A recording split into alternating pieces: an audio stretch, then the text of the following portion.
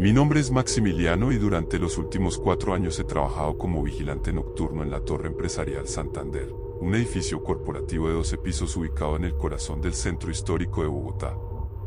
Es un trabajo que siempre consideré perfecto para mí, bien remunerado, tranquilo, y me permitía estudiar ingeniería de sistemas durante el día. Nunca imaginé que este empleo se convertiría en la peor pesadilla de mi vida, una experiencia que me ha llevado al borde de la cordura y que me ha hecho cuestionar la naturaleza misma de la realidad. La Torre Santander es un edificio imponente construido en los años 80, con una arquitectura que mezcla el estilo modernista con toques coloniales típicos de Bogotá. Sus 12 pisos albergan oficinas de diferentes empresas, firmas de abogados, consultoras financieras, agencias de publicidad, y en los últimos pisos, las oficinas corporativas de una importante multinacional. Durante el día, el edificio huye de actividad con cientos de empleados, ejecutivos, clientes y visitantes. Pero durante la noche, se transforma en algo completamente diferente. Mi trabajo consiste en realizar rondas de seguridad cada hora exacta, desde las 10 de la noche hasta las 6 de la mañana. La rutina es siempre la misma y la he repetido más de 1000 veces. Tomo el ascensor o las escaleras, subo piso por piso, reviso cada oficina, cada baño, cada sala de juntas, cada rincón donde alguien pudiera esconderse. Marco mi presencia en una planilla de control que debo entregar cada mañana, y regreso a mi puesto en la recepción del primer piso. 8 rondas por noche, 56 rondas por semana, más de 200 rondas por mes. Durante 4 años, esta rutina se había desarrollado sin el menor inconveniente. El edificio durante la noche tiene una personalidad completamente distinta. Los pasillos amplios y bien iluminados del día se convierten en corredores penumbrosos donde solo funcionan las luces de emergencia, creando un ambiente de sombras largas y rincones oscuros. El sistema de aire acondicionado, que durante el día apenas se percibe por el ruido de las oficinas activas, durante la noche se convierte en un murmullo constante que atraviesa todo el edificio como un susurro eterno. Los pisos de mármol que durante el día resuenan con el ruido de tacones y pasos apresurados, durante la noche amplifican cada sonido hasta convertirlo en un eco fantasmal que puede escucharse varios pisos arriba o abajo. Todo cambió una madrugada de marzo de este año. Era una de esas noches típicas de Bogotá, con esa lluvia fina y persistente que se cuela entre la ropa y hiela hasta los huesos. La temperatura había bajado considerablemente y la humedad creaba una neblina ligera que se pegaba a las ventanas del edificio. Eran exactamente las 2:15 de la madrugada cuando inicié mi tercera ronda de la noche. Había completado las 2 primeras sin ninguna novedad, como era habitual. Tomé el ascensor hasta el 7º piso, donde se encuentran las oficinas de recursos humanos, contabilidad y administración. Al abrirse las puertas del ascensor, inmediatamente supe que algo no estaba bien. El 7º piso siempre había sido uno de los más silenciosos y oscuros del edificio durante las noches, pero esa madrugada tenía una atmósfera diferente.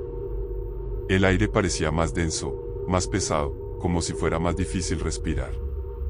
La temperatura era notablemente más baja que en el resto del edificio, tanto que pude ver mi propio aliento condensándose en pequeñas nubes de vapor. Pero lo que realmente me alarmó fue la luz. Al final del pasillo, filtrándose por debajo de la puerta de la oficina 712, la oficina principal de recursos humanos, había una luz blanca brillante, como la de los tubos fluorescentes completamente encendidos. Esto era completamente imposible. Yo mismo había revisado esa oficina apenas 2 horas antes durante mi primera ronda, y estaba completamente a oscuras como todas las demás. Además, el edificio cuenta con un sistema automatizado de corte de energía eléctrica que desactiva toda la iluminación de las oficinas después de las 8 de la tarde, manteniendo únicamente las luces de emergencia y el sistema de seguridad. Me dirigí hacia la oficina 712 con pasos lentos y deliberados, sintiendo como la tensión se acumulaba en mi estómago. Cada paso que daba sobre el mármol del piso resonaba de manera extraña, como si el sonido fuera absorbido por las paredes en lugar de crear el eco habitual. Al acercarme a la puerta, pude confirmar que efectivamente había una luz intensa encendida al interior. También noté que la temperatura seguía bajando a medida que me aproximaba, hasta el punto de que mis manos comenzaron a entumecerse. Toqué suavemente la puerta de madera con los nudillos y esperé. El silencio que siguió era absoluto, tan denso que parecía tener peso propio. Ni siquiera podía escuchar el murmullo del aire acondicionado que era constante en todo el edificio. Era como si hubiera entrado en una burbuja de silencio total. Saqué mi juego de llaves maestras, encontré la correspondiente a la oficina 712, y abrí la puerta muy lentamente. Lo que vi al interior me provocó una sensación de vértigo que casi me hace caer. La oficina estaba completamente iluminada con todas las luces fluorescentes encendidas al máximo, pero eso no era lo más perturbador. Sobre el escritorio principal había papeles esparcidos de manera caótica, como si alguien hubiera estado trabajando intensamente y hubiera salido de manera abrupta. Había una taza de café humeante, literalmente humeando, junto a un lapicero que aún tenía la tapa quitada. El computador estaba encendido y en la pantalla se veía un documento de Microsoft Word abierto. Me acerqué al escritorio con el corazón latiendo tan fuerte que podía sentir las pulsaciones en mis oídos. La taza de café estaba llena casi hasta el borde y el líquido aún estaba caliente, como si alguien la hubiera servido hacía pocos minutos. El vapor que se elevaba de la taza creaba pequeñas espirales que se desvanecían lentamente en el aire frío de la oficina. Cuando dirigí mi mirada hacia la pantalla del computador, sentí como si toda la sangre de mi cuerpo se hubiera congelado instantáneamente. En el documento de Word, con letra Times New Roman tamaño 12, había un texto que decía: Maximiliano, sabemos que estás leyendo esto en este preciso momento. No estás solo en este edificio. Nunca lo has estado durante estos 4 años.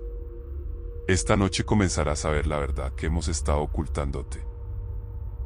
Leí el texto 3 veces para asegurarme de que no estaba alucinando. Mi nombre completo estaba ahí, escrito con total precisión. Nadie en el edificio trabajaba durante las noches, nadie tenía acceso a las oficinas después de las 8 de la tarde excepto yo, y nadie más conocía mi rutina exacta de rondas. Más aterrador aún era el hecho de que el texto parecía haber sido escrito específicamente para ese momento, como si quien lo hubiera redactado supiera exactamente cuándo yo iba a leer.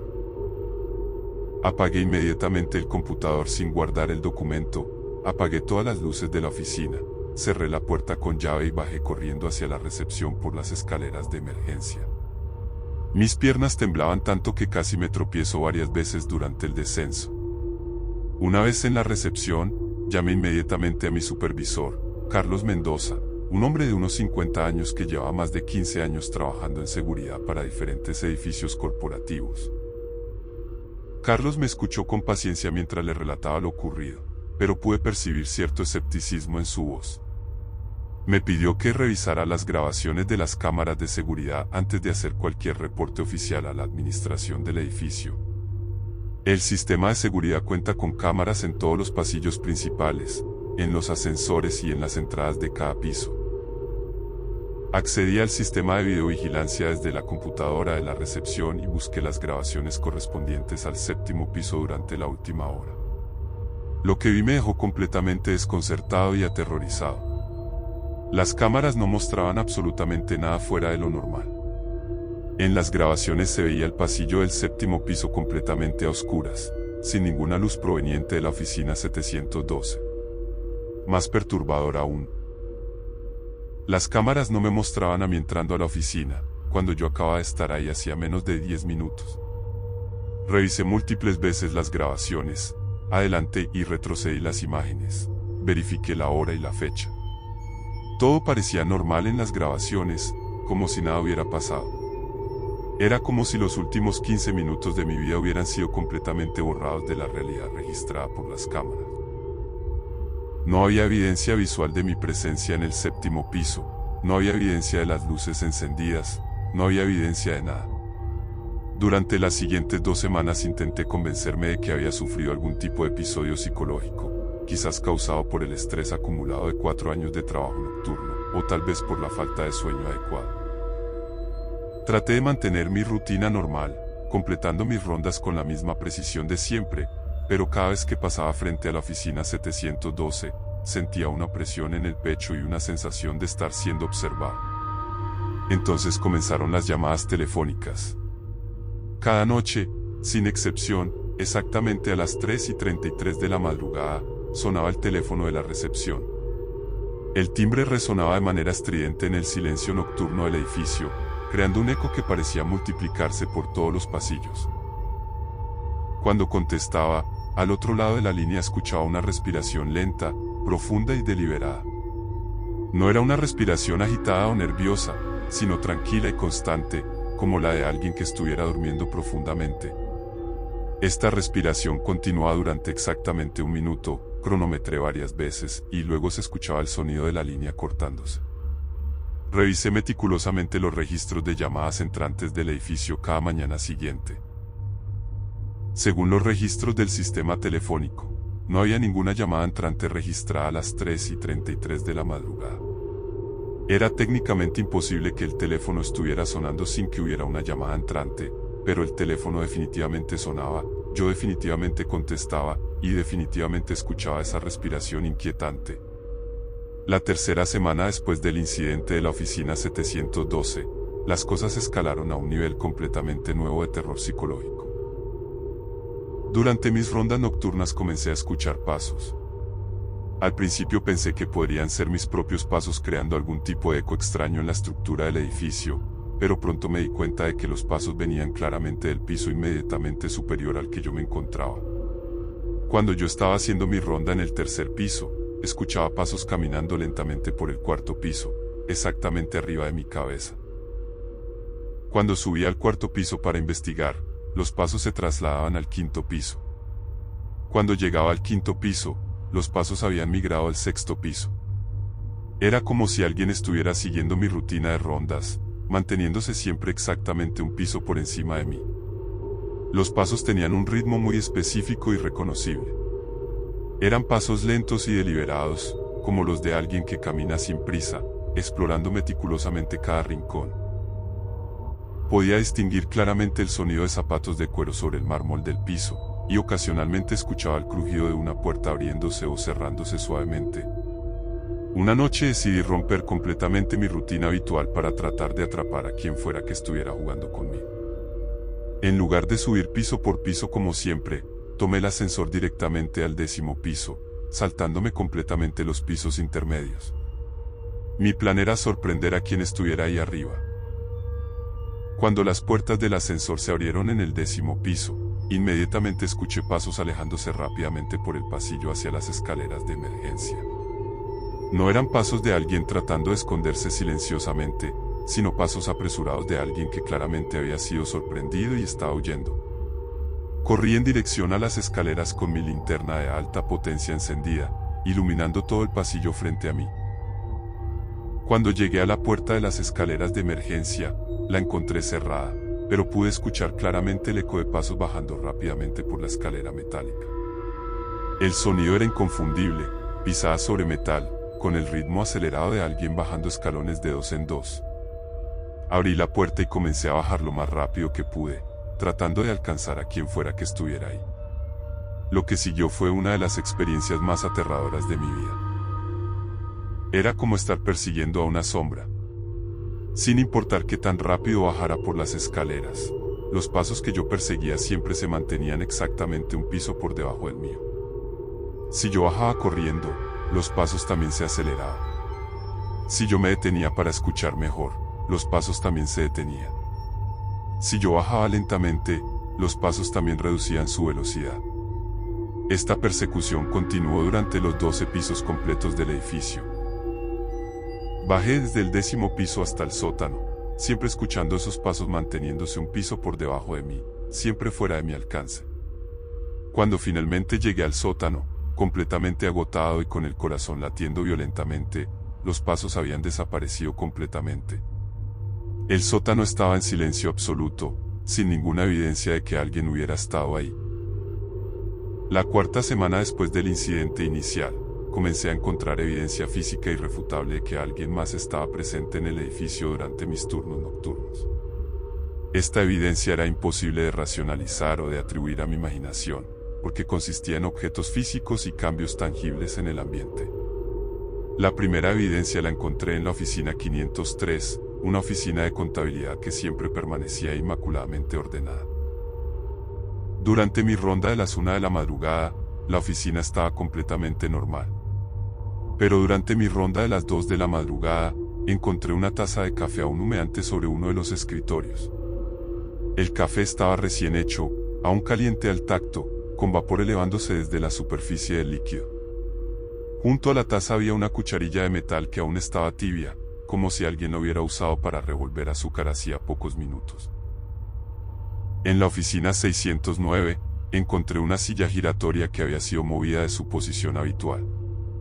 Durante mi ronda anterior, la silla estaba correctamente ubicada frente al escritorio. Una hora después, la silla había sido girada a 180 grados y se encontraba frente a la ventana, como si alguien hubiera estado sentado ahí contemplando la ciudad durante la noche. Pero lo más inquietante eran los computadores que se encendían solos. Durante mis rondas comencé a notar que varios computadores que yo había verificado apagados en rondas anteriores, aparecían encendidos con documentos abiertos en la pantalla. No eran documentos de trabajo normales, sino archivos de texto con mensajes que parecían dirigidos específicamente hacia mí. Sin embargo, lo que verdaderamente quebró mi estabilidad mental fueron las notas adhesivas. Comenzaron a aparecer durante mi 5ª semana después del incidente inicial. Eran pequeñas notas amarillas de oficina, esas que se usan normalmente para recordatorios rápidos, pegadas en lugares estratégicos por donde yo tenía que pasar obligatoriamente durante mis rondas. Lugares como el botón de llamada del ascensor, la manija de puertas que yo tenía que abrir, o pegadas directamente en mi planilla de control. La primera nota que encontré decía simplemente, "Te vemos cada noche, Maximiliano". La letra era manuscrita con bolígrafo azul, con una caligrafía cuidadosa y legible. La encontré pegada en el botón del ascensor cuando iba a subir para mi ronda de las 4 de la madrugada. La segunda nota apareció 2 noches después, pegada en la puerta de la oficina 712, la misma oficina donde había comenzado todo. Esta nota decía, "Conocemos tu rutina mejor que tú mismo". Esta vez la letra era diferente, como si hubiera sido escrita por una persona distinta. La tercera nota fue la que más me aterrorizó. La encontré pegada directamente en mi planilla de control, en el lugar exacto donde yo tenía que firmar para registrar mi ronda de las 5 de la madrugada. La nota decía, "No te cansas de caminar solo todas las noches". Lo que me heló la sangre fue darme cuenta de que para pegar esa nota en mi planilla, alguien tenía que haber tenido acceso a la recepción donde yo permanecía entre rondas. Cada noche encontraba una nueva nota, siempre en un lugar diferente, siempre con un mensaje que demostraba un conocimiento íntimo de mis movimientos, mis pensamientos y mis rutinas. Las notas aparecían en lugares que yo acababa de revisar minutos antes, lo cual era físicamente imposible sin que yo hubiera visto a la persona colocándolas. Una noche decidí hacer un experimento. Tomé fotografías con mi teléfono celular de todos los lugares donde normalmente aparecían las notas, antes de comenzar mis rondas. Durante mi ronda de las 3 de la madrugada, revisé esos mismos lugares y no había ninguna nota. Pero cuando regresé a esos lugares durante mi ronda de las 4 de la madrugada, había 3 notas nuevas que definitivamente no estaban ahí una hora antes. Desesperado por encontrar una explicación racional, decidí instalar mi propia cámara de seguridad personal. Compré una pequeña cámara de vigilancia con visión nocturna y la instalé discretamente en la recepción, apuntando hacia el pasillo principal y hacia mi escritorio donde dejaba la planilla de control. Si alguien estaba entrando a la recepción para dejar las notas, mi cámara lo capturaría. La primera noche de grabación casi me hace vomitar del horror cuando revisé las imágenes al día siguiente. En la grabación se me veía a mí realizando mis rondas de manera completamente normal, pero había algo más en las imágenes que me llenó de un terror indescriptible. Había una sombra. Una figura humana claramente definida que me seguía durante todas mis rondas, manteniéndose siempre a una distancia constante, siempre fuera del alcance directo de mi linterna. La figura parecía conocer exactamente hacia dónde iba a dirigir mi luz, porque siempre se movía con una precisión perfecta para mantenerse justo en la periferia de la iluminación. Cuando yo giraba la linterna hacia la izquierda, la figura se movía hacia la derecha. Cuando yo dirigía la luz hacia adelante, la figura se posicionaba detrás de mí. Era como una danza macabra donde mi sombra perseguidora anticipaba cada uno de mis movimientos. Lo más perturbador de todo era que la figura parecía imitar mis gestos y movimientos corporales. Cuando yo me detenía para revisar una oficina, la figura también se detenía. Cuando yo caminaba rápidamente, la figura aceleraba su paso para mantener la distancia. Cuando yo miraba hacia atrás por encima del hombro, la figura se agachaba o se escondía detrás de algún objeto. Ver esa grabación me destrozó psicológicamente de una manera que no puedo describir adecuadamente con palabras.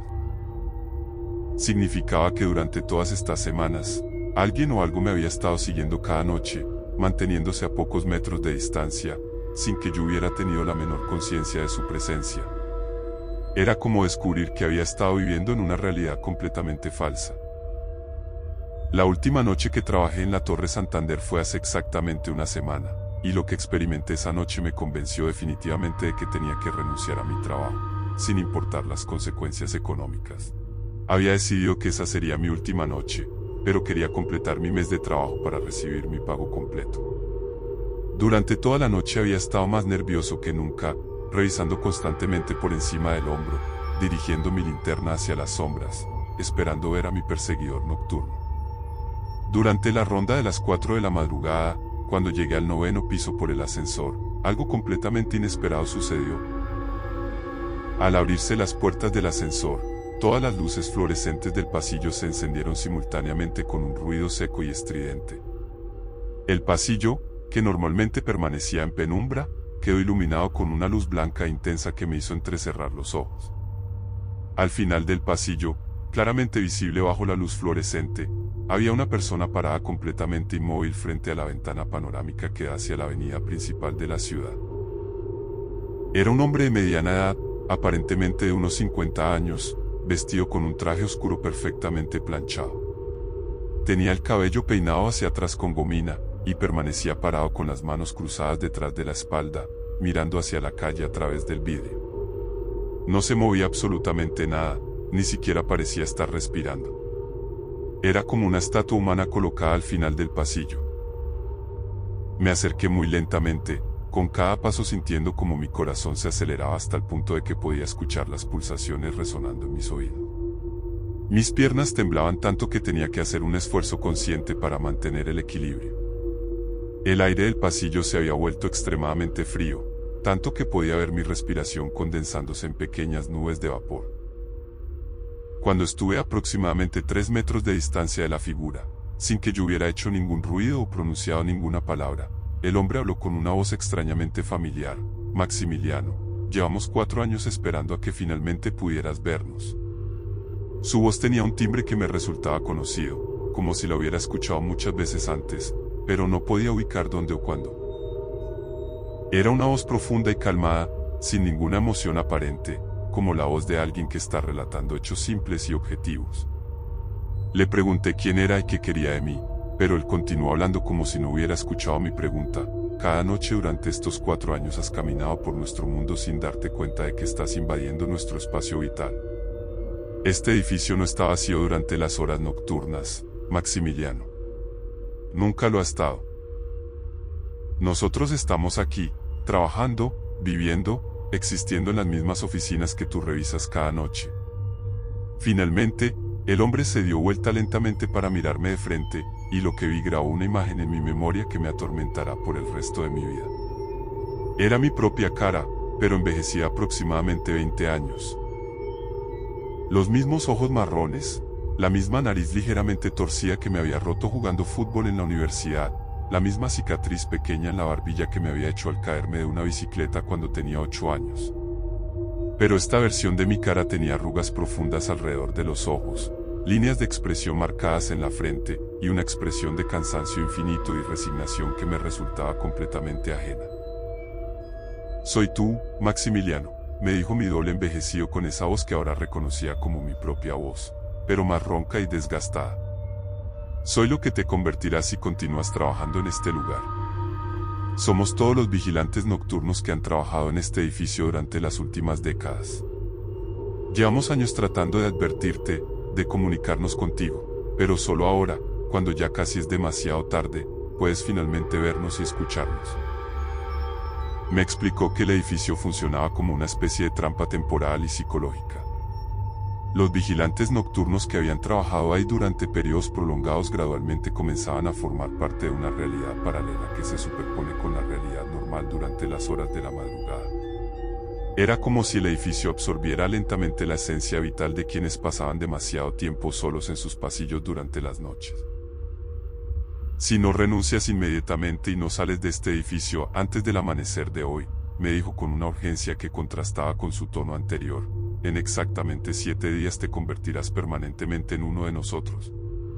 Te quedarás aquí para siempre, condenado a repetir eternamente las mismas rondas nocturnas, tratando infructuosamente de advertir al próximo vigilante que la administración contrate para reemplazarte. La figura comenzó a desvanecerse gradualmente, como si estuviera hecha de humo que se dispersa lentamente en el aire. Sus últimas palabras antes de desaparecer completamente fueron: tienes 7 días, Maximiliano. 7 días antes de que sea demasiado tarde para escapar. Todas las luces del pasillo se apagaron simultáneamente, dejándome en la oscuridad total, temblando incontrolablemente y con la sensación de que mi vida acababa de cambiar para siempre. Esa misma noche, sin siquiera terminar mi turno, presenté mi renuncia inmediata. Escribí una carta simple explicando que tenía que dejar el trabajo por motivos personales urgentes, la dejé sobre el escritorio de la recepción y salí del edificio corriendo sin mirar atrás. Pero mi pesadilla no terminó ahí. Desde esa noche, cada madrugada exactamente a las 3:33 de la madrugada, mi teléfono celular personal suena. No importa dónde esté, no importa si tengo el teléfono en silencio o incluso apagado, el teléfono suena. Cuando contesto, escucho mi propia voz envejecida contando los días que me quedan. Faltan 6 días, Maximiliano. Faltan 5 días. Faltan 4 días, Maximiliano. Hoy es el 7º día desde mi renuncia. Son las 3:30 de la madrugada y estoy aquí despierto, esperando esa llamada que ha llegado puntualmente durante los últimos 6 días. Pero por primera vez en una semana, ya son las 3:35 AM y mi teléfono no ha sonado. No sé si esto significa que finalmente estoy a salvo, o si ya es demasiado tarde y me he convertido en parte de esa realidad paralela que habita en la Torre Santander durante las noches. Lo que sí sé es que nunca más voy a trabajar como vigilante nocturno, y cada vez que paso frente a ese edificio durante el día, lo cual trato de evitar a toda costa, juro que puedo ver una figura familiar parada en la ventana del 9º piso, mirando hacia la calle, esperando eternamente.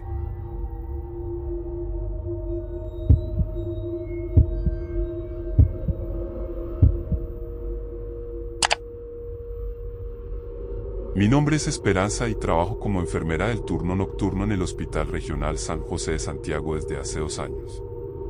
Es un hospital público construido en los años 70, con 5 pisos y más de 200 camas. Durante el día es un lugar lleno de vida, médicos corriendo de una emergencia a otra, familias visitando a sus seres queridos, el constante murmullo de la actividad hospitalaria. Pero durante la noche, especialmente entre las 2 de la madrugada y las 5 de la madrugada, el hospital se transforma en algo completamente diferente. Trabajo en el 3er piso, en el área de medicina interna, donde se alojan principalmente pacientes de la tercera edad con enfermedades crónicas. Son personas que han pasado semanas, a veces meses, en el hospital. Durante mis 2 años aquí, he visto llegar y partir a cientos de pacientes. Algunos mejoran y regresan a casa. Otros no tienen esa suerte. El hospital durante las noches tiene una atmósfera particular que todos los que trabajamos en turno nocturno conocemos bien. Los pasillos largos y anchos que durante el día resuenan con actividad, durante la noche se convierten en corredores silenciosos donde solo se escucha el zumbido constante de las máquinas de soporte vital, el bip intermitente de los monitores cardíacos, y ocasionalmente, el llanto quedito de algún paciente que no puede dormir. El 3er piso es especialmente silencioso. Las habitaciones están distribuidas en 2 alas, el ala este y el ala oeste, conectadas por un pasillo central donde está ubicada la estación de enfermería. Cada ala tiene 20 habitaciones, la mayoría compartidas por 2 pacientes. Durante mi turno, que va desde las 11 de la noche hasta las 7 de la mañana, debo hacer rondas cada 2 horas para verificar el estado de los pacientes, administrar medicamentos, y asegurarme de que todo esté en orden. Los pacientes del tercer piso son en su mayoría personas mayores de 70 años. Algunos están conscientes y pueden conversar, otros están sedados debido a su condición médica. Es un trabajo que requiere mucha paciencia y empatía, pero que también puede ser emocionalmente agotador, especialmente cuando pierdes a pacientes que has estado cuidando durante semanas. Todo lo que voy a contarles comenzó hace 3 meses, durante una madrugada particularmente fría de junio. Santiago en invierno puede ser brutalmente frío, y esa noche la temperatura había bajado tanto que se podía ver el aliento condensándose en pequeñas nubes de vapor incluso dentro del hospital, a pesar de que la calefacción estaba funcionando. Era una noche tranquila. Había completado mi primera ronda de medianoche sin novedades. La mayoría de los pacientes dormían profundamente, ayudados por los medicamentos para el dolor o los sedantes que muchos de ellos necesitaban. El hospital estaba sumido en ese silencio particular de las horas más oscuras de la madrugada, interrumpido solo por los sonidos mecánicos de los equipos médicos. Alrededor de las 2:30 de la madrugada, mientras estaba en la estación de enfermería actualizando las historias clínicas en el computador, escuché algo que inmediatamente captó mi atención. Era una voz cantando. Una voz femenina, suave y melodiosa, que parecía venir del ala oeste del piso. Al principio pensé que podría ser la televisión de alguna habitación que hubiera quedado encendida, pero rápidamente me di cuenta de que no era así. La melodía que escuchaba era una canción de cuna antigua, una de esas que las abuelas solían cantarles a sus nietos. La voz era clara y hermosa, pero tenía algo extraño, sonaba como si viniera de muy lejos, aunque claramente provenía de algún lugar del ala oeste. Me levanté de mi silla y caminé hacia el ala oeste para investigar. A medida que me acercaba, la canción se volvía más clara, pero también más inquietante. La voz cantaba con una dulzura nostálgica que me erizaba la piel. Era como si alguien estuviera cantándole a un niño pequeño para ayudarlo a dormir, pero en un hospital lleno de ancianos enfermos, eso no tenía ningún sentido. Caminé lentamente por el pasillo del ala oeste, deteniéndome frente a cada habitación para tratar de identificar de dónde venía la canción. La voz parecía moverse, como si quien cantara estuviera caminando de habitación en habitación. Cuando me detuve frente a la habitación 315, la canción sonaba como si viniera del interior, pero cuando abrí la puerta cuidadosamente para no despertar a los pacientes, ambos estaban profundamente dormidos y no había ningún televisor o radio encendido. Continué mi búsqueda habitación por habitación, pero la fuente de la canción parecía siempre estar en el lugar donde yo no estaba. Era como si estuviera siguiendo a una sombra que siempre se mantenía un paso adelante de mí. Después de revisar toda el ala oeste sin encontrar explicación alguna, la canción simplemente se detuvo. El silencio regresó al hospital, dejándome con una sensación de desconcierto y una extraña melancolía. Durante los siguientes días traté de encontrar una explicación lógica para lo que había experimentado. Pregunté a las otras enfermeras del turno si habían escuchado algo similar, pero todas me dijeron que no. Revisé los sistemas de sonido del hospital, pensando que tal vez había algún tipo de interferencia con alguna emisora de radio. No encontré nada que pudiera explicar la canción de cuna que había escuchado tan claramente.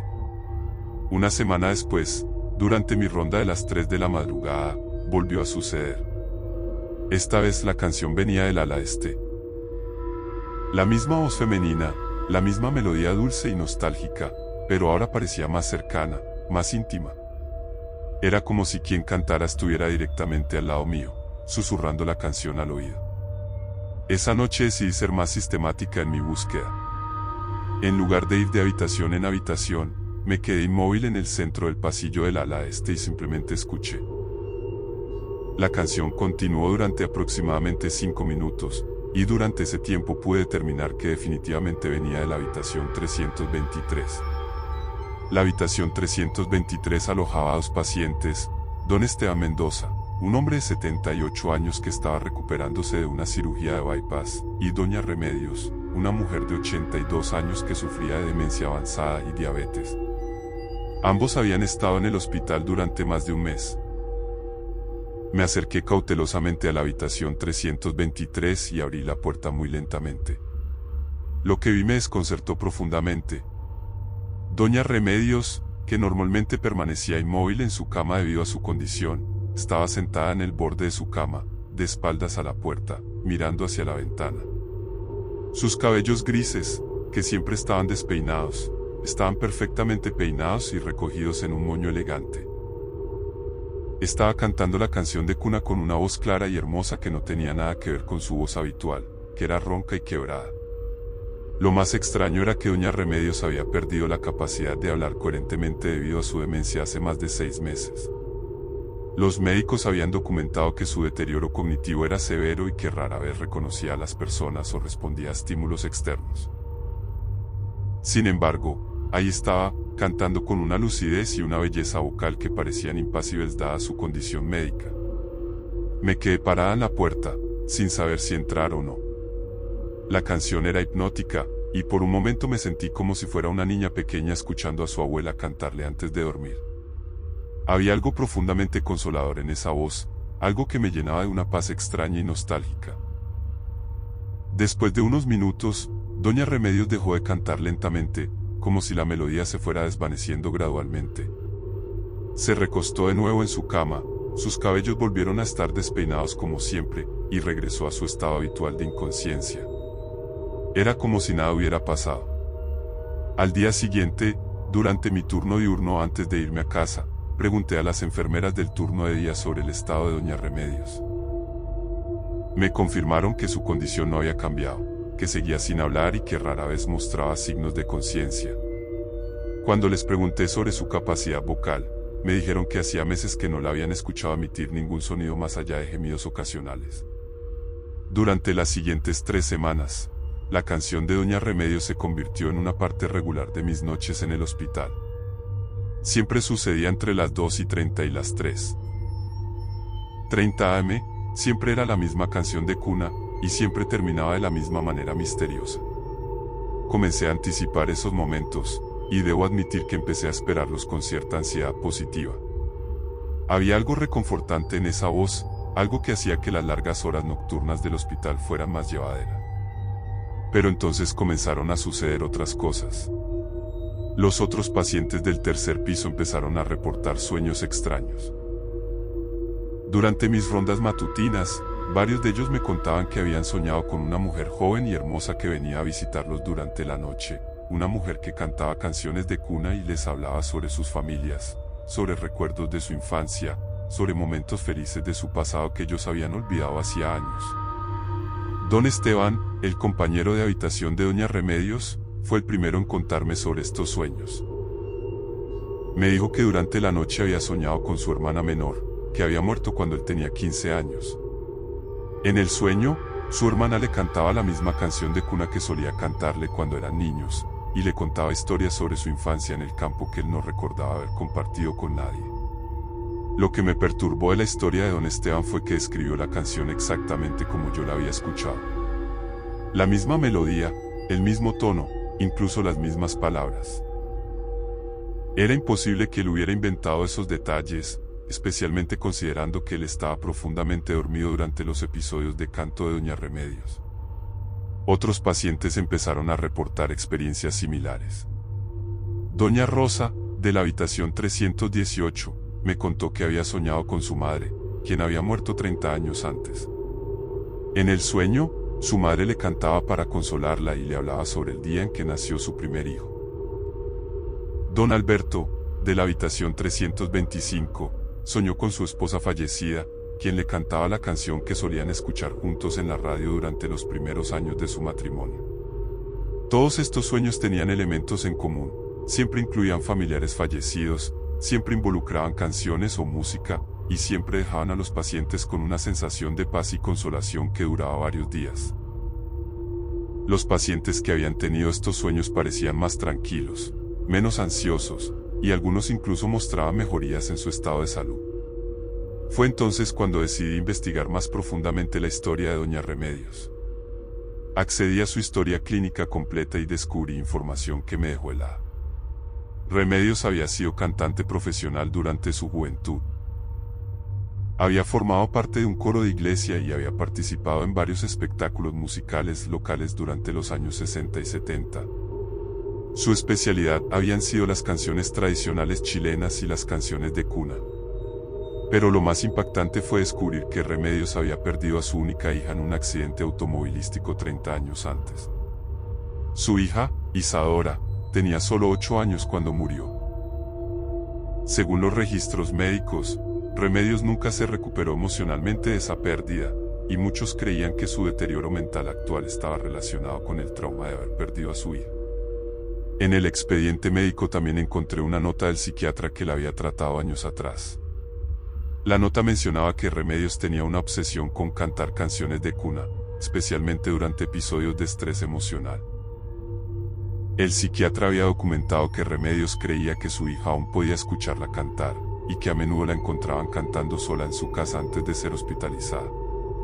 Esta información me perturbó profundamente, pero también me hizo sentir una extraña compasión por doña Remedios.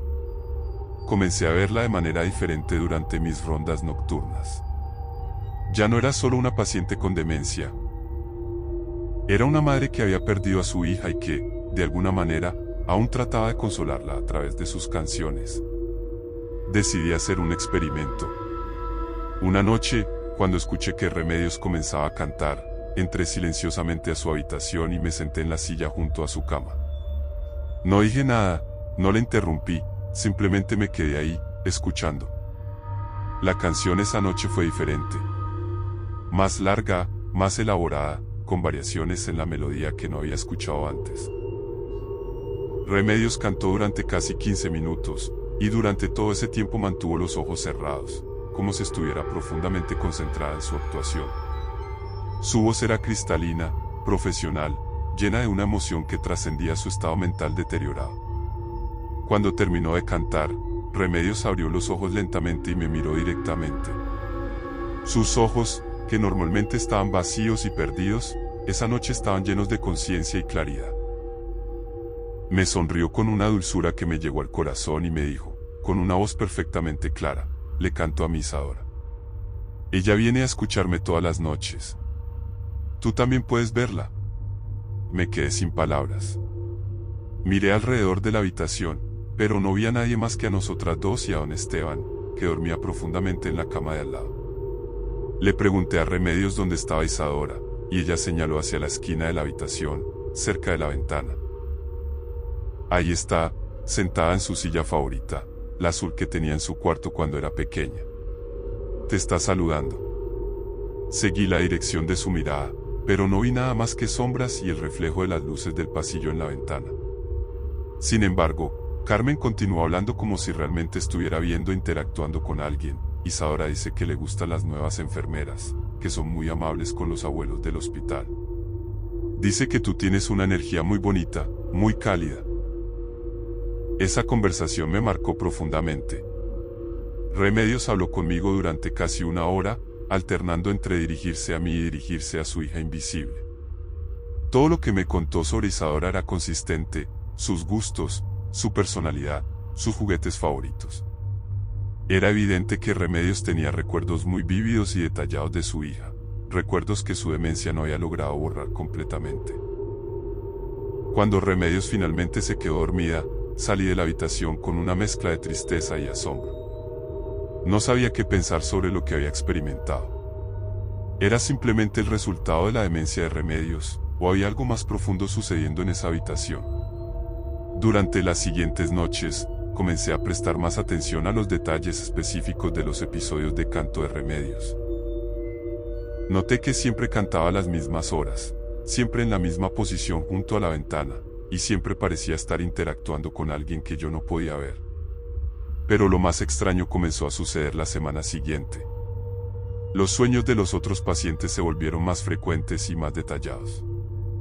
Ya no eran solo sueños ocasionales. Ahora prácticamente todos los pacientes del tercer piso reportaban experiencias nocturnas similares. Pero además de los sueños, algunos pacientes comenzaron a reportar visitas reales. Doña Rosa me contó que había despertado durante la noche y había visto a una niña pequeña sentada al pie de su cama. La niña tenía aproximadamente 8 años, cabello castaño largo, y llevaba un vestido azul claro. La niña no había hablado, pero había sonreído y había hecho gestos como si estuviera cantando una canción silenciosa. Don Alberto reportó una experiencia similar. Había visto a la misma niña parada junto a la ventana de su habitación, mirando hacia afuera. Cuando él trató de hablarle, la niña se había dado vuelta, le había sonreído, y había desaparecido gradualmente como si fuera hecha de humo. Otros pacientes comenzaron a reportar avistamientos de la niña misteriosa. Siempre tenía la misma apariencia, aproximadamente 8 años, cabello castaño, vestido azul claro. Siempre aparecía durante las horas más oscuras de la madrugada, siempre parecía estar relacionada de alguna manera con música o canciones, y siempre desaparecía cuando los pacientes trataban de interactuar directamente con ella. Inicialmente pensé que estos reportes podrían ser efectos secundarios de los medicamentos que los pacientes estaban tomando, o tal vez alucinaciones causadas por la falta de sueño o el estrés de estar hospitalizados. Pero había demasiada consistencia en las descripciones para que fueran solo coincidencias. Decidí hacer mi propia investigación nocturna más sistemática. Comencé a llevar un registro detallado de todos los eventos extraños que ocurrían durante mis turnos, la hora exacta en que Carmen comenzaba a cantar, la duración de sus canciones, las habitaciones donde los pacientes reportaban sueños o avistamientos, y cualquier otro detalle que pudiera ser relevante. Lo que descubrí fue un patrón muy claro. Los episodios de canto de Remedios siempre precedían a los sueños y avistamientos de los otros pacientes.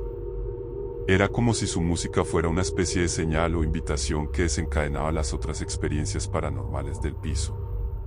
Además, noté que los pacientes que tenían estas experiencias mostraban mejorías consistentes en su estado emocional y, en algunos casos, incluso en su salud física.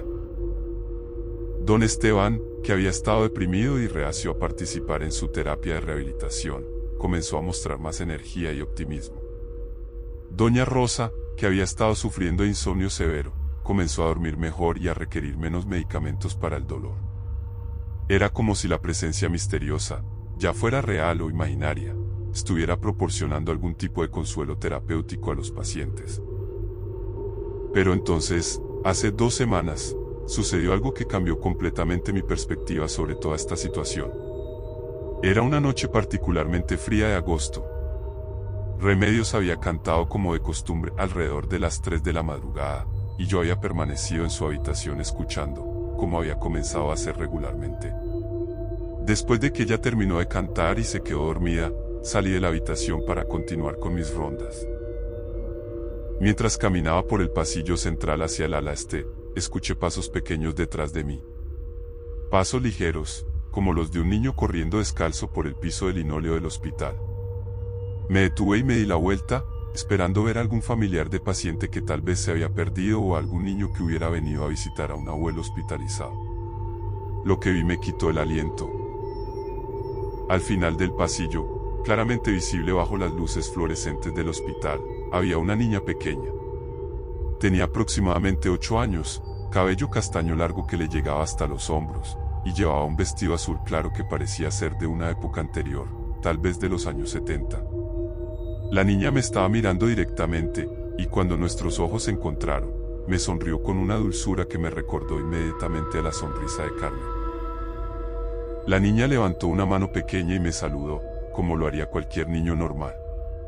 Luego comenzó a caminar hacia mí con pasos ligeros y silenciosos. A medida que se acercaba, pude ver más detalles de su apariencia. Tenía ojos grandes y expresivos, mejillas rosadas, y una expresión de alegría e inocencia que era completamente incongruente con el ambiente sombrío del hospital nocturno. Cuando estaba a aproximadamente 3 metros de distancia, la niña se detuvo y me habló con una voz clara y melodiosa. «Eres la enfermera que escucha cantar a mi mamá». Su voz tenía el mismo timbre musical que la voz de Remedios cuando cantaba. Era una voz hermosa, pero con una calidad etérea que me hizo estremecer. Le respondí que sí, que había estado escuchando cantar a Remedios, aunque no sabía exactamente cómo referirme a la situación. La niña sonrió más ampliamente y me dijo: «Mi mamá canta para mí todas las noches porque me extraña mucho. Yo vengo a escucharla porque ella se siente sola sin mí». Le pregunté cómo se llamaba, aunque ya sospechaba la respuesta. «Soy Isadora. Mamá me contó que tú eres muy buena con los abuelitos del hospital. Gracias por cuidarlos». Durante los siguientes 10 minutos, Isadora y yo tuvimos una conversación que aún me cuesta procesar completamente. Me contó sobre su vida antes del accidente, sobre cómo le gustaba que su mamá le cantara antes de dormir, sobre sus juguetes favoritos y sus programas de televisión preferidos. Todo lo que me dijo era consistente con lo que Remedios me había contado durante nuestras conversaciones nocturnas. Pero lo más impactante de la conversación fue cuando Isadora me explicó por qué aparecía en el hospital.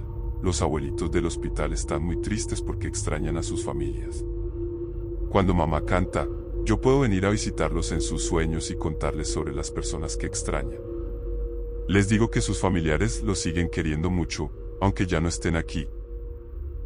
Me explicó que su propósito era ayudar a los pacientes a reconectarse con recuerdos felices de sus seres queridos fallecidos, para que pudieran sentir paz y consuelo durante sus últimos días en el hospital. Mamá no sabe que yo vengo al hospital. Ella piensa que solo canta para mí en su habitación. Pero cuando ella canta, yo puedo estar aquí de verdad, no solo en sus recuerdos. Después de nuestra conversación, Isadora me dio las gracias por cuidar a su mamá y por ser amable con todos los pacientes. Me dijo que tenía que irse porque ya era casi la hora en que su mamá despertaría, y ella no quería que su mamá se preocupara por no encontrarla en su silla azul. La niña se alejó caminando por el pasillo, y cuando llegó al final, cerca de la habitación 323, simplemente se desvaneció como si hubiera sido hecha de luz que gradualmente se apagaba. Esa noche no pude dormir después de mi turno. No podía dejar de pensar en mi encuentro con María Elena y en las implicaciones de lo que había experimentado. Había tenido una alucinación causada por el cansancio y el estrés. O había realmente interactuado con algo que trascendía mi comprensión de la realidad. Durante los días siguientes, investigué más sobre el accidente en el que María Elena había muerto. Encontré artículos de periódico de 30 años atrás que describían el accidente automovilístico. Las fotografías que acompañaban los artículos mostraban a una niña que era idéntica a la que yo había visto en el hospital. El mismo cabello castaño, los mismos ojos expresivos, incluso el mismo vestido azul claro que había llevado el día del accidente. Desde esa noche, he visto a María Elena 3 veces más. Siempre aparece después de que Carmen termina de cantar, siempre interactúa conmigo de manera amable y natural, y siempre desaparece de la misma manera misteriosa. Nuestras conversaciones han confirmado detalles sobre su vida y su relación con Carmen que sería imposible que yo conociera de otra manera. Los pacientes del tercer piso continúan reportando sueños consoladores y mejorías en su estado emocional. Varios de ellos han sido dados de alta con pronósticos mejores de los esperados. Otros han fallecido, pero con una serenidad y paz que sus familiares describen como sorprendente y reconfortante. Carmen sigue cantando todas las noches, y su condición médica ha permanecido estable. Durante el día, continúa en su estado de demencia avanzada, pero durante las noches, cuando canta, su lucidez y su arte vocal son extraordinarios. No he contado a nadie más sobre mis encuentros con María Elena. Sé que suena increíble, y francamente, yo misma a veces dudo de lo que he experimentado. Pero los efectos positivos en los pacientes son innegables, y hay algo profundamente hermoso en la idea de que el amor entre una madre y su hija pueda trascender incluso la muerte para traer consuelo a otros que sufren. Hace 3 noches, María Elena me hizo una pregunta que no he podido sacar de mi mente: ¿crees que cuando las personas mueren, el amor que sentían desaparece también? Cuando le respondí que no, que creía que el amor era algo que continuaba existiendo incluso después de la muerte, ella sonrió y me dijo: entonces tú entiendes por qué vengo aquí. El amor de mamá por mí, y mi amor por ella, es lo que hace posible que yo pueda ayudar a los abuelitos del hospital. No sé qué pensar sobre todo esto. No sé si María Elena es real, si es una manifestación del amor profundo de Carmen, o si es algo completamente diferente que está más allá de mi comprensión. Lo que sí sé es que algo extraordinario está sucediendo en el tercer piso del Hospital San José, algo que está trayendo paz y consuelo a personas que lo necesitan desesperadamente. Anoche, Carmen no cantó. Es la primera noche en 3 meses que no he escuchado su voz melodiosa llenando los pasillos del hospital. Los pacientes durmieron más inquietos, y algunos reportaron pesadillas en lugar de los sueños reconfortantes habituales. Esta mañana, cuando llegué a revisar a Carmen antes de terminar mi turno, encontré algo que me heló la sangre. En su mesita de noche había una pequeña fotografía que no había visto antes: Carmen joven, abrazando a una niña de 8 años con un vestido azul claro. En la parte posterior de la fotografía, con letra infantil, alguien había escrito, para mamá, con amor eterno, María Elena. La tinta aún estaba húmeda.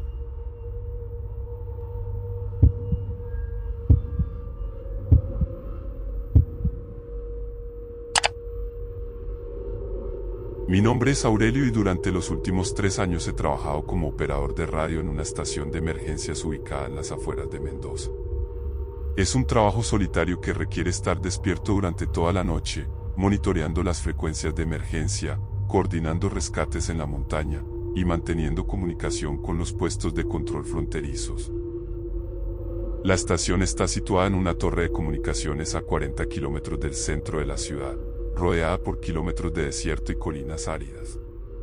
La torre tiene 80 metros de altura y está equipada con antenas de alta potencia que permiten cubrir un radio de comunicación de más de 500 kilómetros. Mi turno va desde las 10 de la noche hasta las 6 de la mañana, 8 horas de completa soledad en una cabina de control ubicada en la base de la torre. Durante mi turno, soy el único enlace de comunicación para equipos de rescate, patrullas fronterizas y servicios de emergencia en una zona que abarca gran parte de la provincia de Mendoza y sectores de Chile. La cabina de control es un espacio pequeño pero funcional, equipado con múltiples radios de diferentes frecuencias, computadores para registrar comunicaciones, sistemas de GPS para coordinar rescates, y equipos de respaldo en caso de fallas eléctricas. Las paredes están forradas con material aislante para reducir las interferencias electromagnéticas, lo que crea un ambiente completamente silencioso cuando no hay comunicaciones activas. Durante mis primeros 2 años de trabajo, la rutina era predecible y tranquila. La mayoría de las noches transcurrían sin incidentes mayores.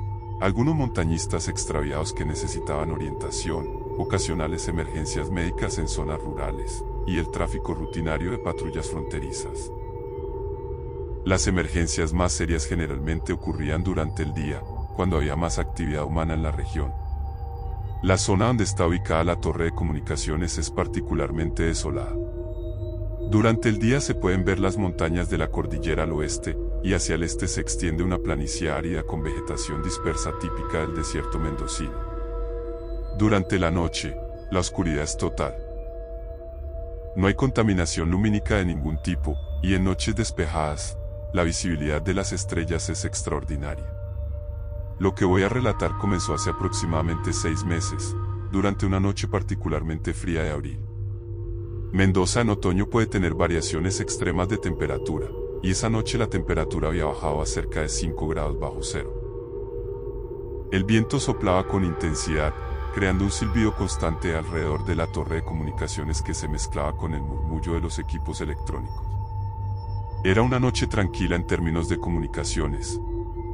Había registrado solo 3 llamadas de rutina durante las primeras 4 horas de mi turno, un reporte de patrulla fronteriza, una consulta sobre condiciones climáticas para un vuelo de reconocimiento, y una comunicación de prueba desde una estación repetidora en San Rafael.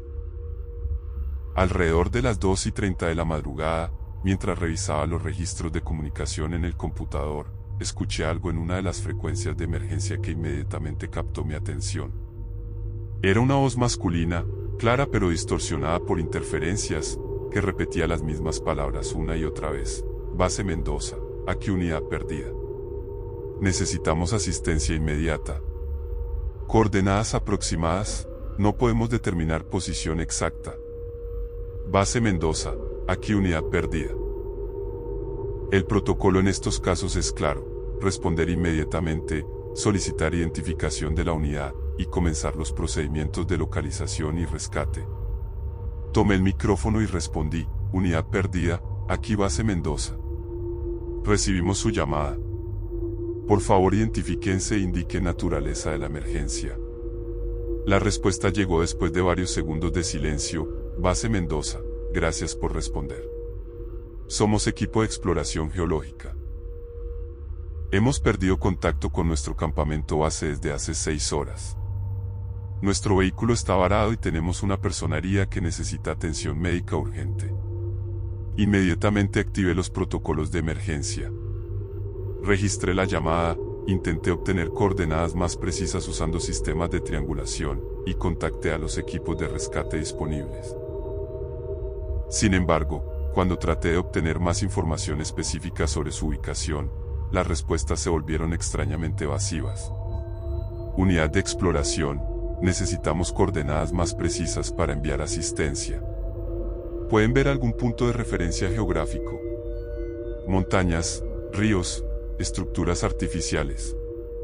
Base Mendoza, estamos en una zona montañosa, hay muchas rocas grandes, no podemos ver mucho debido a la oscuridad. La persona herida está perdiendo mucha sangre. Necesitamos ayuda urgente. Durante las siguientes 2 horas mantuve comunicación intermitente con la supuesta unidad perdida. Coordiné equipos de rescate, helicópteros de emergencia y patrullas de búsqueda terrestre. Sin embargo, había algo en las comunicaciones que me resultaba cada vez más perturbador. Primero, a pesar de todos los esfuerzos técnicos, no podíamos determinar la ubicación exacta de la señal. Los sistemas de triangulación indicaban que la transmisión venía de múltiples direcciones simultáneamente, lo cual era técnicamente imposible. Segundo, la calidad del sonido era extrañamente consistente a pesar de las supuestas condiciones adversas en las que se encontraban. Tercero, las respuestas a mis preguntas específicas eran siempre vagas y no proporcionaban información útil para el rescate. Pero lo que más me inquietaba era un detalle que tardé en notar conscientemente. En el fondo de las transmisiones de la unidad perdida, podía escuchar un sonido que no encajaba con la situación que describía. Era el sonido de viento, pero no el viento irregular y cambiante que uno esperaría en una zona montañosa. Era un viento constante, uniforme, como el que se produce en espacios completamente abiertos. A las 4:45 de la madrugada, después de más de 2 horas de esfuerzos de rescate infructuosos, recibí una comunicación que me heló la sangre. Base Mendoza, aquí comandante de operaciones de rescate aéreo. Hemos completado búsqueda en cuadrante asignado. No encontramos evidencia de vehículos varados, campamentos o actividad humana reciente. ¿Pueden confirmar coordenadas de la emergencia? Revisé todos mis registros.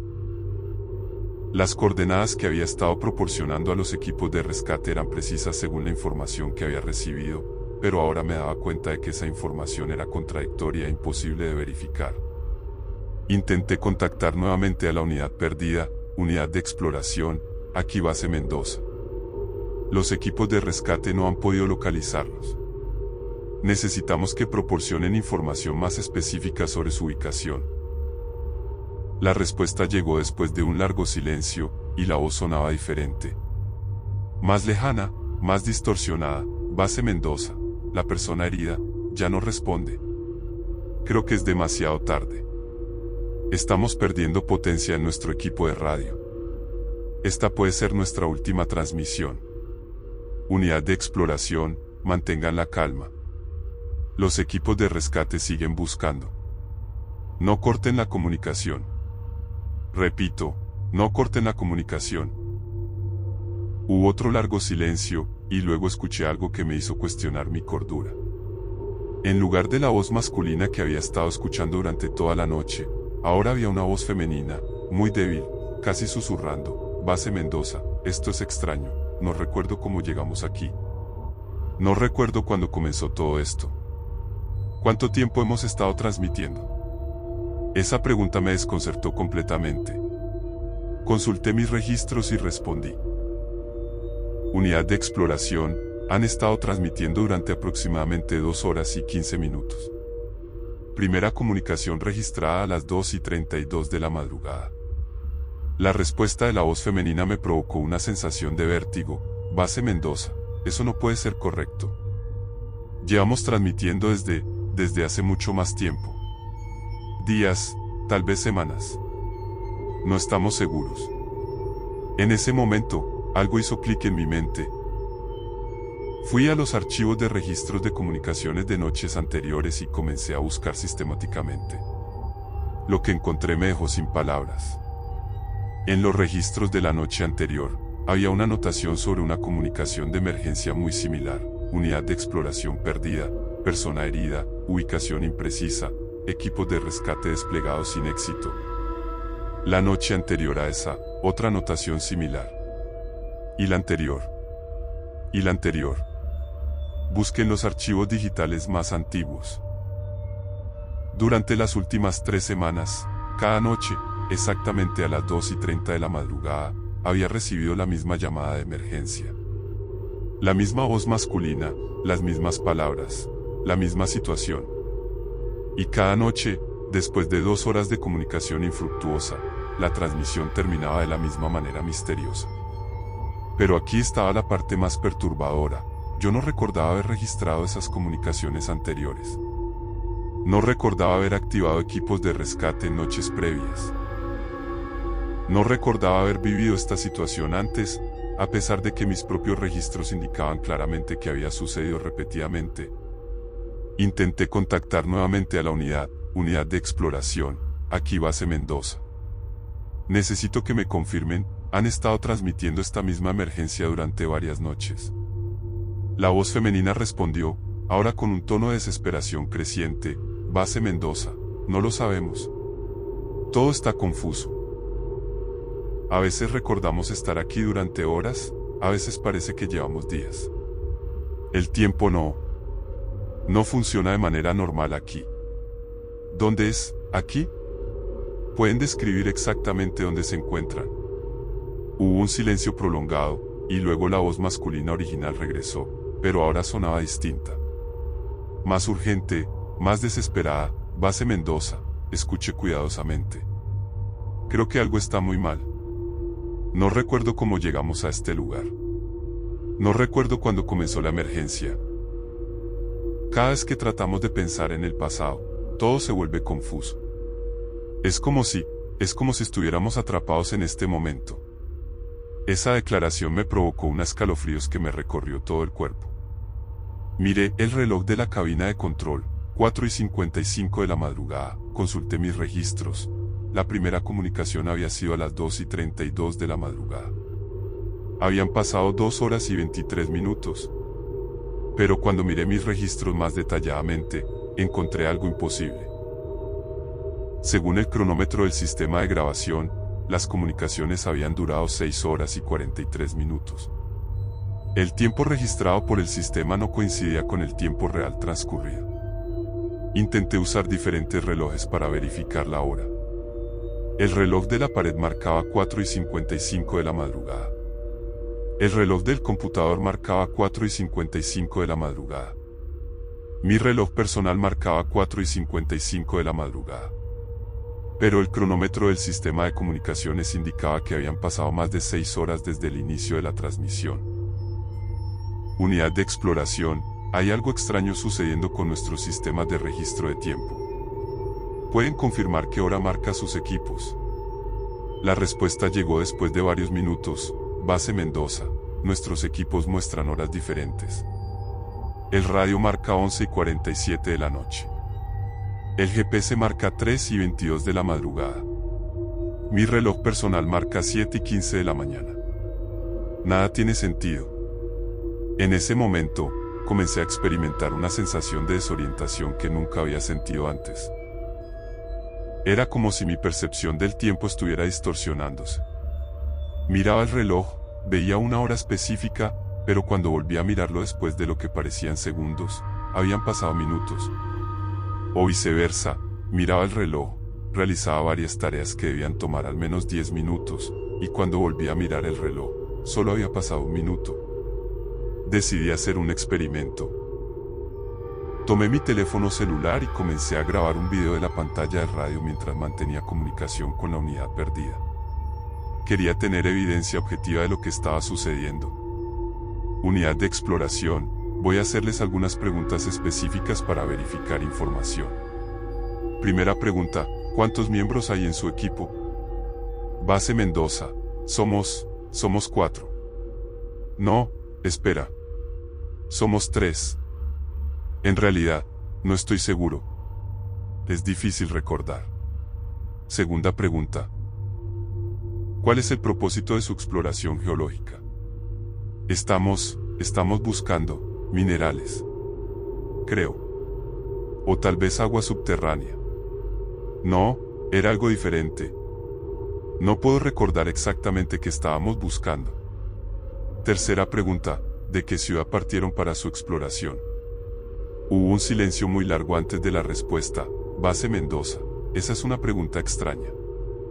No recuerdo haber partido de ningún lugar. Es como si siempre hubiéramos estado aquí, en este lugar, en esta situación. Esa respuesta me hizo dar cuenta de algo aterrador. Yo tampoco podía recordar claramente cómo había llegado a la estación de radio esa noche. Recordaba estar en mi apartamento en la ciudad, recordaba conducir hacia la estación, pero los detalles eran vagos, como imágenes de un sueño que se desvanece al despertar. Intenté recordar las noches anteriores de trabajo. Había tenido comunicaciones similares.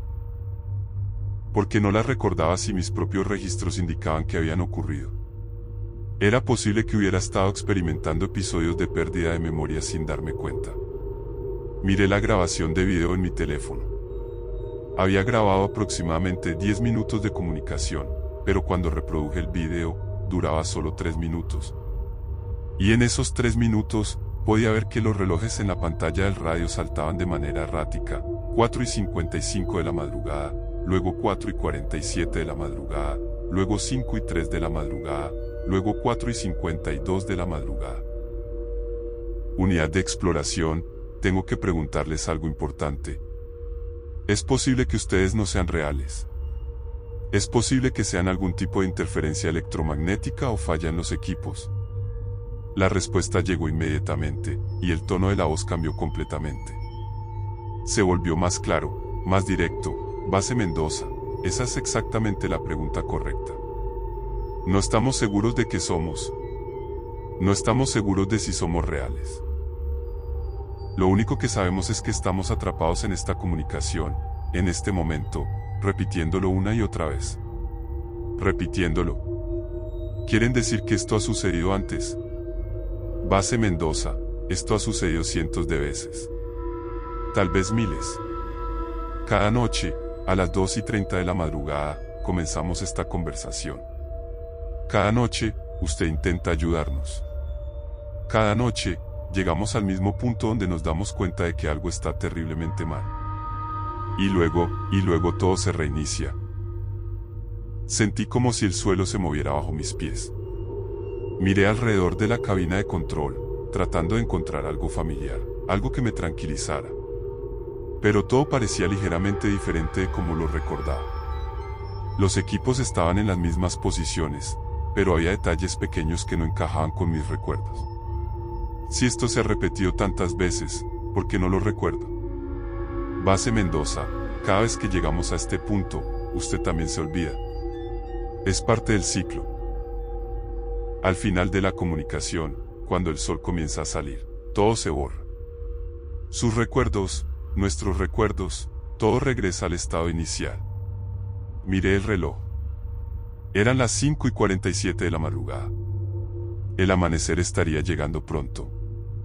Según mi turno normal, debía terminar a las 6 de la mañana. ¿Qué sucede cuando llega el amanecer? No lo sabemos exactamente. Todo se vuelve confuso, y luego estamos de vuelta al principio. Usted está en su cabina, preparándose para recibir nuestra primera transmisión a las 2:30 am. Una idea aterradora comenzó a formarse en mi mente. Era posible que yo también estuviera atrapado en algún tipo de ciclo. Era posible que hubiera estado viviendo la misma noche una y otra vez sin darme cuenta. Intenté llamar a mi supervisor usando el teléfono de la estación. Marqué el número que tenía memorizado, pero la línea estaba muerta. Intenté con mi teléfono celular, pero no tenía señal. Intenté usar el radio para contactar otras estaciones, pero solo recibía estática. Unidad de exploración, no puedo contactar a nadie más. Es posible que estemos completamente aislados. Base Mendoza, siempre estamos aislados durante estas comunicaciones. Es como si el resto del mundo no existiera durante estas horas. Decidí hacer algo diferente. En lugar de continuar la comunicación, apagué todos los radios y me quedé en silencio absoluto. Quería ver qué sucedería si rompía el patrón de comunicación. El silencio en la cabina era total. Sin los murmullos constantes de los equipos electrónicos, sin las comunicaciones, la cabina se sentía como una tumba. Pero después de aproximadamente 10 minutos de silencio, escuché algo que me hizo dudar de mi sanidad. Podía escuchar la conversación que había tenido con la unidad perdida, pero ahora venía de afuera de la cabina. Las mismas voces, las mismas palabras, como si alguien estuviera reproduciendo una grabación a alto volumen en el exterior de la estación. Salí de la cabina y caminé alrededor de la base de la torre de comunicaciones. La conversación parecía venir de todas las direcciones simultáneamente. Era mi propia voz y las voces de la unidad perdida, teniendo exactamente la misma conversación que había terminado minutos antes. Cuando regresé a la cabina, todos los radios estaban encendidos nuevamente, a pesar de que los había apagado claramente. En las pantallas, los indicadores mostraban comunicación activa en la frecuencia de emergencia. Tomé el micrófono y escuché.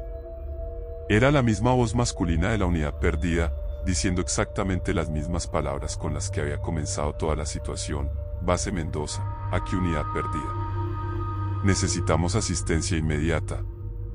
Coordenadas aproximadas, no podemos determinar posición exacta. Miré el reloj. Eran las 2:30 de la madrugada. Pero eso era imposible. Hacía menos de una hora habían sido las 5:47 de la madrugada. El tiempo había retrocedido, o mi percepción del tiempo estaba completamente distorsionada. Durante la siguiente hora, viví exactamente la misma secuencia de eventos que había experimentado antes. Las mismas preguntas, las mismas respuestas, los mismos descubrimientos perturbadores sobre los registros de comunicaciones anteriores. Era como si estuviera atrapado en una grabación que se repetía una y otra vez. Pero esta vez, cuando llegué al punto donde la unidad perdida me explicaba sobre el ciclo repetitivo, decidí preguntar algo diferente. ¿Hay alguna manera de romper este ciclo? La respuesta fue diferente de la que había recibido la primera vez. Base Mendoza. Hemos intentado muchas cosas a lo largo de las repeticiones. Hemos tratado de recordar detalles de ciclos anteriores. Hemos intentado cambiar nuestras respuestas. Hemos tratado de proporcionar información diferente. Nada funciona. Siempre terminamos en el mismo lugar. ¿Qué causó este ciclo? ¿Recuerdan algo sobre el origen de su situación? Hay fragmentos, imágenes confusas. Recuerdo una tormenta electromagnética muy intensa. Recuerdo que nuestros equipos fallaron todos simultáneamente. Recuerdo una sensación de caer, aunque estábamos en terreno plano. Y luego estábamos aquí, en esta comunicación eterna. Esa información me hizo pensar en las características geológicas de la región donde estaba ubicada la torre de comunicaciones. Era una zona conocida por actividad electromagnética inusual, relacionada con depósitos minerales subterráneos y formaciones rocosas que podían crear interferencias con equipos electrónicos. Es posible que todos estemos atrapados en algún tipo de anomalía electromagnética. Base Mendoza, esa teoría tiene sentido. Pero si es así, ¿cómo podemos escapar? ¿Cómo podemos romper el ciclo si cada vez que llegamos a esta comprensión, todo se reinicia? Miré alrededor de la cabina, buscando algo, cualquier cosa, que pudiera ser diferente esta vez. Y entonces lo vi. En el escritorio, junto a mis registros de comunicación, había una nota escrita a mano que definitivamente no había estado ahí antes. La nota decía: Aurelio, esta es la repetición número 847. Has estado aquí durante 847 noches. Los equipos de rescate nunca existieron. La unidad perdida nunca existió. Tú tampoco existes de la manera que crees. Encuentra la manera de apagar la torre permanentemente antes del amanecer. Es la única forma de detener esto. La nota estaba escrita con mi propia letra. Miré el reloj. Eran las 5:55 de la madrugada. Quedaban 5 minutos antes del amanecer y del reinicio del ciclo. Salí corriendo de la cabina hacia el generador principal de la torre de comunicaciones. Si podía apagar completamente la energía, tal vez podría romper el ciclo electromagnético que nos mantenía atrapados. Pero cuando llegué al generador, encontré algo que me hizo detenerme en seco. Había docenas de notas pegadas alrededor del generador, todas escritas con mi letra, todas con el mismo mensaje: esto no funciona. He intentado apagar el generador 847 veces. Siempre se reinicia con el ciclo. El sol comenzó a aparecer en el horizonte. Sentí una extraña sensación de mareo, como si estuviera cayendo a través de una gran distancia. Y luego estaba de vuelta en la cabina de control, preparándome para mi turno nocturno. El reloj marcaba las 10 de la noche. Pero esta vez, tenía un vago recuerdo de haber estado aquí antes. Y en el escritorio, había una nueva nota escrita con mi letra, repetición número 848. Recuerda, todo lo que crees que sabes sobre esta noche es falso.